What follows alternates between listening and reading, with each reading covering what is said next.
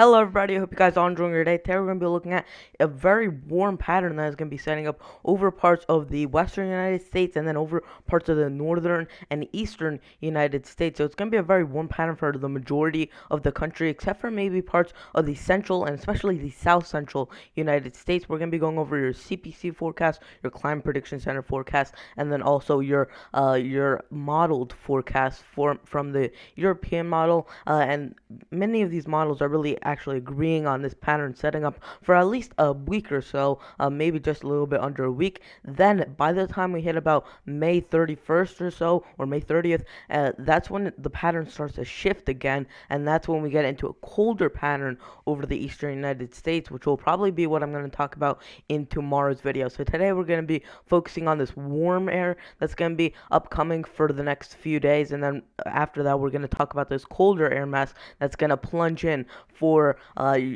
June, for the at least the beginning part of June. So here's your current National Weather Service page. We have flood watches over the central part of the country where you actually have quite a bit of rain currently going on. We have excessive heat watches, excessive heat warnings, and heat advisories over parts of California, Nevada, and southern Arizona there, where you actually have temperatures exceeding 100 degrees and even some areas exceeding 110 to 115 degrees Fahrenheit here. We also have a couple flood watches for parts of southern Florida, but other than that, it's not too active for the National Weather Service page. Here is your current, or here's your modeled height anomalies, and this is a couple thousand feet up in the atmosphere, and this is going to show you what type of air masses are above our heads. And anywhere in these yellows, the oranges, the reds, that's indicating a high pressure, a ridge of high pressure. And as many of you guys know, that usually indicates that you're seeing some warmer than normal temperatures. And then when you get these dark blues, these medium shades of blues, that's where you're being indicated that there is some colder than normal temperatures, or at least that there is a low pressure system in place, which usually means that you have some colder than normal temperatures in place. And this is going to give you a good idea of what the general pattern is like, and then we'll go over your temperature anomalies and then what that's actually going to translate to in terms of your Fahrenheit temperatures. So here's your height anomalies, and you see we have this big upper level low that's just stirring up over parts of the south central United States. You have ridging on both coasts, and for the west coast and for the east coast, that's where you have your ridging there. And then we actually see that we do have, as we continue here, this would be by Wednesday, that upper level low slowly moving to the east. We have a little bit of a ridge that kind of forms above it, which is something that you really don't see too much. You have a little bit of an upper level low, again, moving across parts of southern Canada. That's going to be dipping to the south, and that actually is going to be one of the factors into that very cold air mass. You see it really combines with another air mass that's all the way to the north in Hudson Bay. That's going to make its way southward, and that's what's actually going to bring down that very cold air for the eastern United States. But that's what we're going to talk about in tomorrow's video. Something that I want you guys to really focus on is look how warm it is going to be for many of these areas, except for really the south central United States, who are really going to be not more excluded in this pattern. Really, for the south central United States, it's going to be colder than normal for the most part. But as you get to the eastern and also the western as well as the northern United States, that's where it's going to be quite warm. Now, here's what the Climate Prediction Center is forecasting, and this is going to be your 6 to 10 day outlook from the 31st of May to June 4th here, and we actually have some above average temperatures expected and likely over parts of the western United States, and this is a percentage of seeing above or below normal temperatures.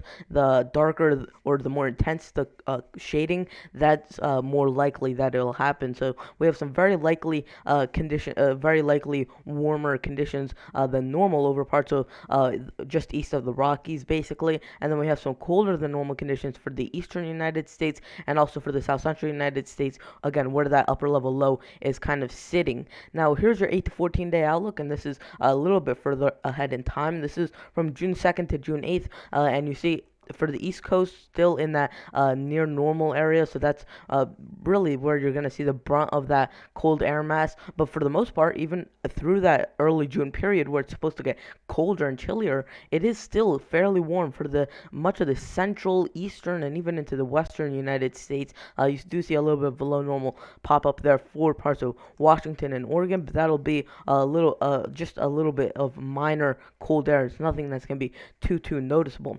Now, here's your current temperature anomalies. Now, this is gonna be your temperature anomalies for Wednesday, the 27th of May, and now I'm going to show you what your actual temperatures are going to be for the 27th of May. And you see, we actually have some very warm conditions. You see, we have 80s and 90s all the way throughout the eastern United States, even into parts of northern New England, where it is, of course, farther north. And even though it's very far to the north, because you're inland and you don't have any of those coastal effects, you're still going to see into the 80s and into the 90s. Now, I'll explain what each color really means on this map. If you're in those yellows and those oranges, that's between 60 and the darker oranges indicating about 80. Once you get into kind of those darker, almost getting into the red shades, that's where you're between 80 and about 90 degrees. And then when you're in those grays, that's where you're between about 90 and 100. And then when it starts to even turn a little bit purple and pinkish, that's where it's between 105 to about 115.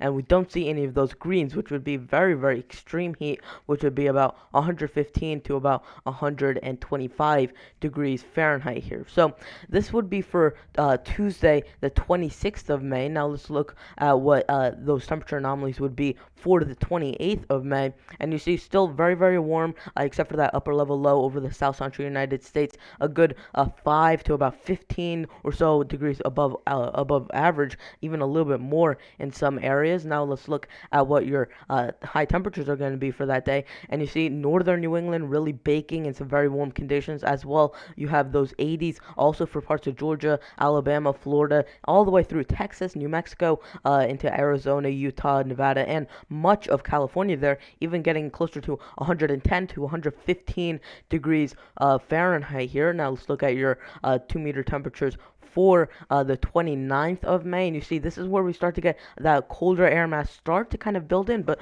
for both the eastern and the western United States, excluding the central United States, it is very warm over these regions. Let's look at what that means in terms of temperatures for this would be the 29th of May, and you see we have that colder air mass starting to kind of dip into parts of northern Minnesota, northern Wisconsin. But then for the rest of you guys, it's going to be very warm all the way into Washington, Oregon, Idaho. You're seeing some 90s and even closer to 100 in some of those valley regions where it's lower in elevation. Those higher elevation regions still going to be a bit chillier than those lower elevation regions.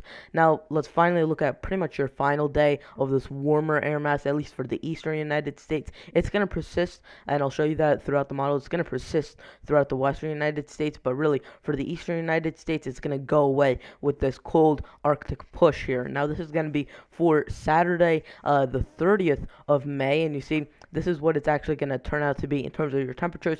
A bit below normal for the central Great Lakes states, but then for either coastal regions, for the west coast and the east coast, very warm as well for the deep south, and then throughout much of the western United States, from just east of the Rockies all the way to the coastal areas of the western United States. You're seeing very warm conditions. So that is going to wrap it up for today's video. Please consider liking the video, subscribing, and turning on notifications so you never miss a video when I do upload. Anyways, guys, I'll see you guys in the next video. Goodbye.